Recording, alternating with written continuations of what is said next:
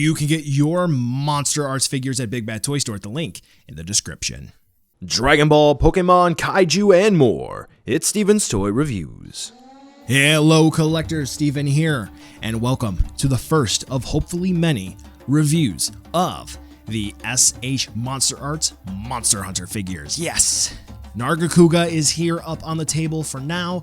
Rathalos will be coming at the end of this month, the beginning of the next, depending on when it does get here. Yay, yay. But right now, it is Nargacuga's time. And I do have to say, it is a time to shine. Nargacuga does come with a first production run bonus, which we will take a look at in the accessories section, but the Bat Dragon, the Flying Wyvern, is finally here, and after so long of fans requesting that Bandai takes a crack at one of the most popular monster series in video game history, we finally kick it off with the flagship monster from Monster Hunter Freedom Unite in his Monster Hunter World Iceborne incarnation. Now, the SH MonsterArts line has had hits and misses when it comes to quality. Is this going to be one of the good ones? Or should you just worry about slaying this to move on to the next quest? Let's take a look to see whether or not Nargacuga is worth adding into your collection. My first memory of Nargacuga goes all the way back to my undergrad. I had just finished up a humongous assignment for my undergrad thesis, and I rewarded myself by playing a little bit of Monster Hunter 3U. And I, just call it 3U, because that's what the, kind of sort of official abbreviation was. Anyway, I remember sitting at my wife, then girlfriend, wow, that was a long time ago, kitchen table, and her grandma was there. I just remember hunting this wonderful bat dragon, not dragon, wyvern, and it was pretty fun. And it really taught me that G rank can suck if you don't know what you're doing. Now, some of you are probably scratching your heads thinking, why is Steven talking about his video game experience? Well, for these Monster Hunter reviews, what I'm going to go ahead and do, where applicable, is talk about my first experience or my most memorable experience with a monster. And it's going to range from the time where we found out that my big old lovable cat Cookie snuck outside when I was hunting a Rathalos, to me falling asleep hunting a Lavazioth, or spending 10 hours hunting a Goldbeard Cedius in 3U to get my first G rank armor set. This is going to be for two reasons. One, I think it'll add a little bit of a different dimension to my Monster Hunter reviews, and maybe it'll help you enjoy them a bit more. Second, because realistically speaking, when it comes to looks, I have a quality control issue on mine. Other than that, it's great. Yep, it's great. One thing that I will say for the quality control issue, it is on the underbelly of the figure. A couple of scratch marks, or maybe the paint didn't just dry quite right and it just rubbed off. I don't know, but it's there. I'm not that upset about it. I wish it wasn't there, but c'est la vie. Eyes, they didn't put pupils, which is just fine. That's not a complaint. That is actually a compliment, because I feel like maybe for this one, Bandai realized that, hey, we're not going to be able to get this right. Take a look at Godzilla 2019, and they didn't do it, so it's good. There is some wash on the forearms and the hands of Nargacuga, which actually looks very, very good. We do have some spray on the wings. Looks great. Nargacuga has a magnificently painted underbelly, aside from my quality control issue. Yep, I mean, short, sweet, and to the point. It doesn't quite look as amazing as the prototype, but that's what happens from the transition from prototype to final product. In regards to looks, yep, Nargacuga is just fine. That being said, though, from the transition from all of the older games to World, Nargacuga did get very fuzzy and feathery, actually. It's kind of weird. They didn't really capture the feathery aspect of the World version of Nargacuga, but yeah, it looks like classic Narg, and quite frankly, that's just fine. There's nothing really wrong with this figure in the looks department. Time to talk about Nargacuga's articulation, and here's something that I want to get covered right at the top. Nargacuga has a lot of hard plastic. Okay, and there are a lot of difficult joints on this figure. And so what I'm going to show you is, unfortunately, some joints that will like to pop off with ease. Now, I'm not going to docket points for that. Why? Let me tell you why. With that hard plastic, okay, without any give whatsoever, we're going to have breakages on our hands, and we don't want breakages. So quite frankly, I would rather an extremely articulated figure here like Nargacuga, as you're going to see here in a second, rather than, a kind of sort of articulated figure that has a high breakage rate. So that's fine with me. Anyway, the first take of this took 8 minutes to go over, so let's go ahead and just fly through this as fast as possible. This one really likes to fall off, so I'm just going to keep this off throughout this portion of the review. So first and foremost, the jaw is on a hinge, and in a neutral pose, it opens that wide. Because of the way the head is constructed, which I guess I can show it right now, like this, as you can see, as the jaw opens, it is going to collide in with the neck. And because of that, it is going to restrict the range of movement for the jaw, depending on how you position the head. So if you want Narga to look down a little bit, not really, look up a bit more, a little bit. So depending on how you position the head, that will affect how far open the mouth can go. A system of ball joints in the neck, very serpentine, kind of tight, but that's okay. So this figure is looking in any direction you want it to look.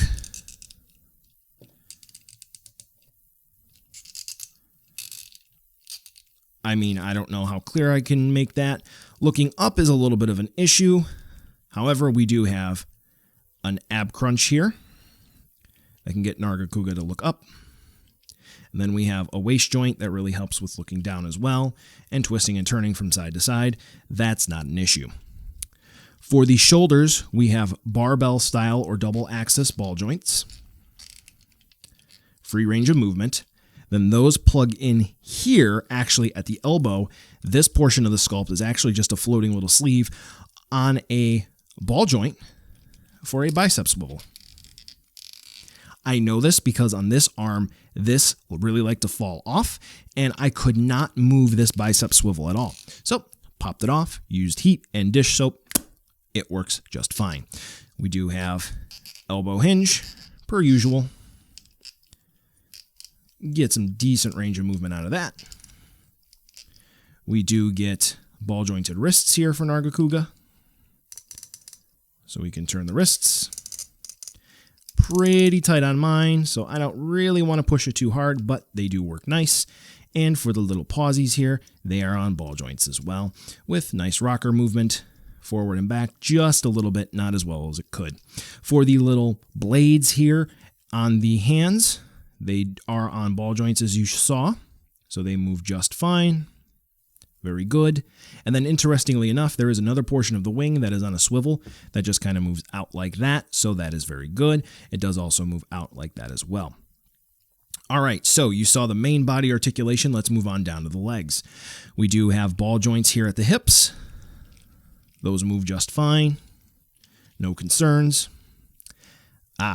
So we don't actually have true hinges here for the knees. We just have ball joints. So, as you can see here, they move just fine enough. And then here, we have a system of ball joints as well. So this way we can move the feet, or at the ankles, if you will. They kind of twist and turn. And then the feet here are on ball joints. So we get a little bit of rocker movement. If any joint is stuck, please, I encourage you to use heat instead of just forcing it, because you don't want it to break. Now for the tail, which is amazing, the joints do like to pop off, but it's not so frustrating where if you just touch it, it falls off.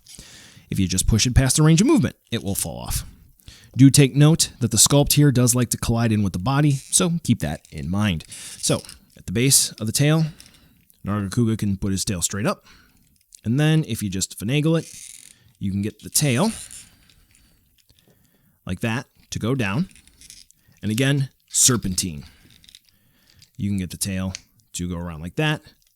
This is actually supposed to pop off. You'll see in the accessory section. So we have 1, 2, 3, 4, 5 points of articulation, all ball joints. One theme with this figure is you're going to have to double check the sculpt to make sure you're not just slamming one portion of the sculpt into it, so this way you can free up the range of movement. And there are other tail pieces which will change the articulation ever so slightly, but it is what it is.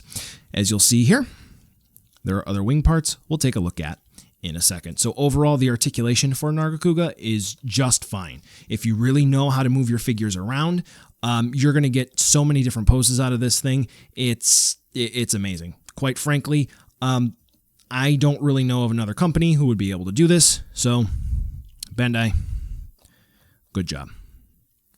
Thumbs up.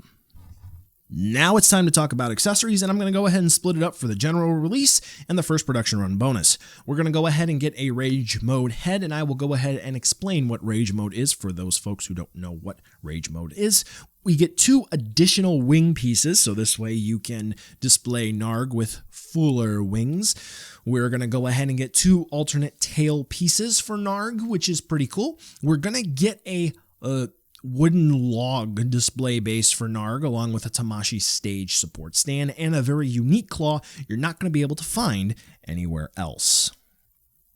Now, if you get the first production run bonus, you get a small red Rathalos Hunter trinket, which initially I said that this isn't in scale, and my real point of reference for Nargacuga is going to be from all the older games, where apparently in World it got a lot bigger, and I've only fought this thing a small handful of times, like maybe 15 or 20 in World.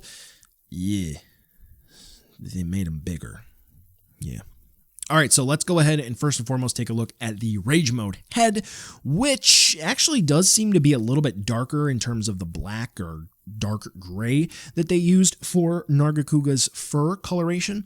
But what Rage Mode is essentially you hit a monster, you piss it off enough, and then it gets to a point where it has max stamina and it can use different moves, and basically it's kind of like a freight train without the brakes, and then it reaches a point where it caps out, and then it just crashes and it loses all of its stamina, and it basically becomes like a weak puppy. And well, when you get a weak puppy, there's only one thing you can do. You just gotta let it heal up. One thing that's interesting about Nargacuga, though, is that it is known to have little trails coming out of its eyes, little red and yellow trails that will help you see it as it hops around the map. Not necessarily all like that in World, but here they kind of try to do that, where they took the gold that's used for the eyes and they sort of got rid of it for mostly thicker, much more intense red paint. I see the effect that they were going for here, and you can't do those eye trails in real life, so cool for them, but I do wish they would have figured out a way to execute those eye trails for this figure.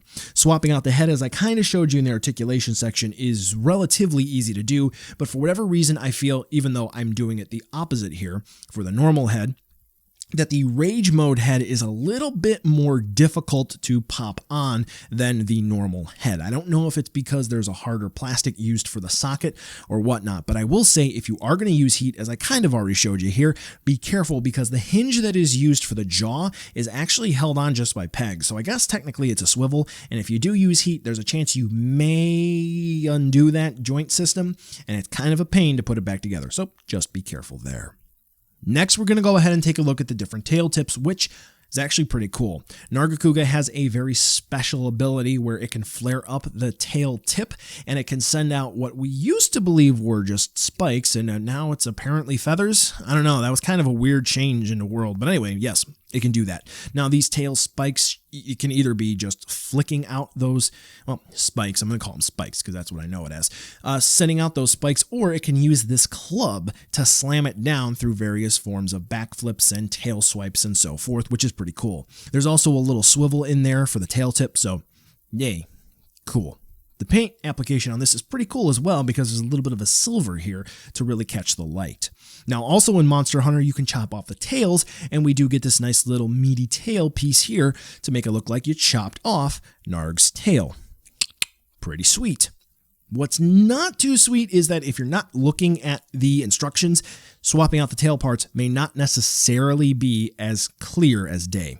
As you can kind of see here, for the meaty bit, what you're going to have to do is just pop off the tail tip for the normal tail for Nargacuga. Then you pop the meaty bit on there. To attach the spike club tail, you're going to remove the tail tip and the joint it connects into, pop that off, and then you're going to pop the spike bit onto there. If you need some help, take a look at the underside of the tail, and that should guide you. Yep, you'll be good to go.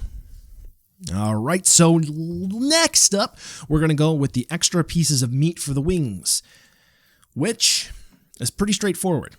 I do recommend using heat because those are very small ball joints, and you're probably looking at them and thinking that these are exactly the same. How do you know the difference between left and right? Well, here's the thing. You're not going to be able to put them in the other side because they're different sizes. So even if you look at the instructions and they tell you which one's left and which one's right, you can't make heads or tails, you're not going to be able to do it, so you kind of can't screw it up.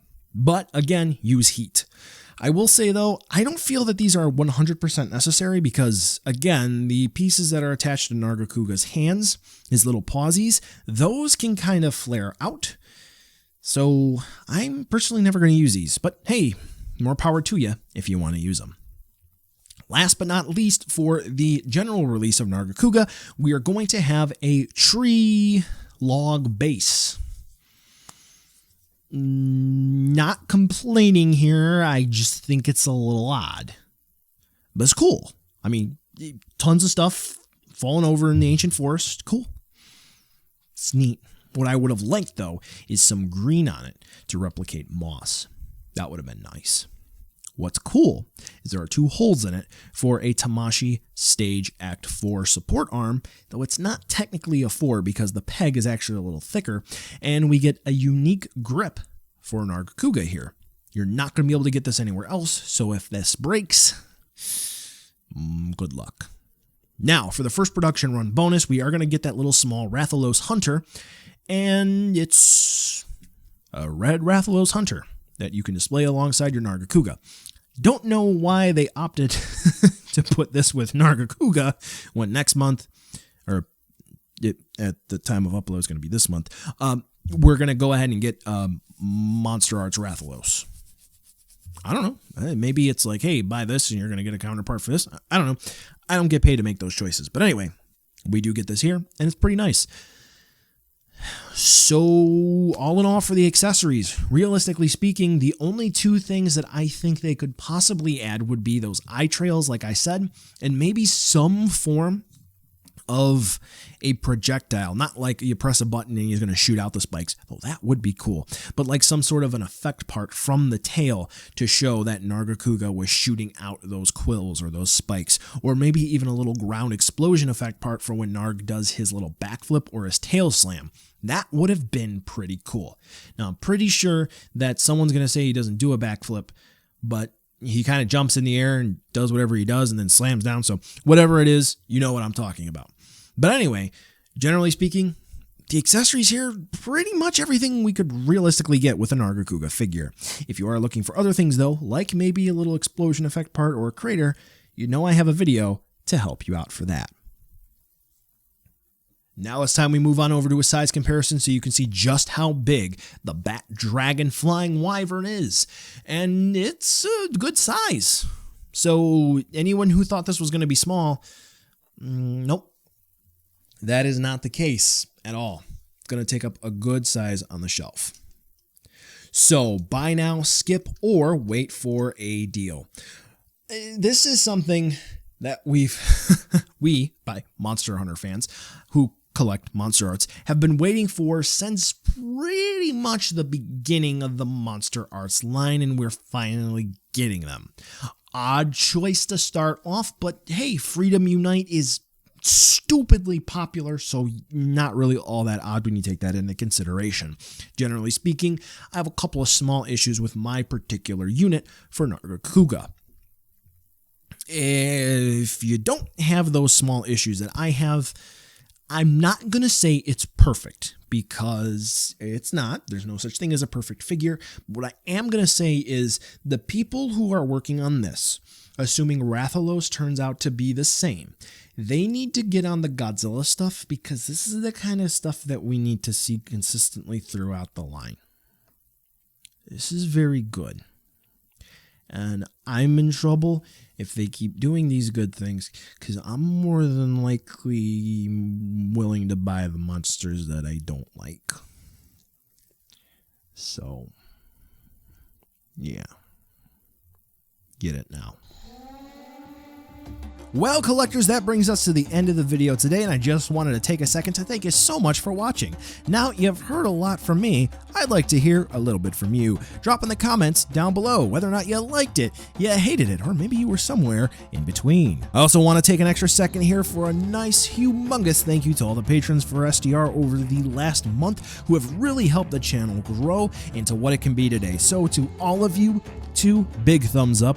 Thank you very much. And now the end card should be popping up, which will give you a few clickable links, like maybe to subscribe or head on over to my Patreon, or some short URLs like to my social media or to my Teespring store. There's also a video I hand selected for you, so if you want to watch another STR video, I hand selected some good content for you to watch, so definitely check out that video. Thank you again so much for watching, and I'll catch ya in the next video.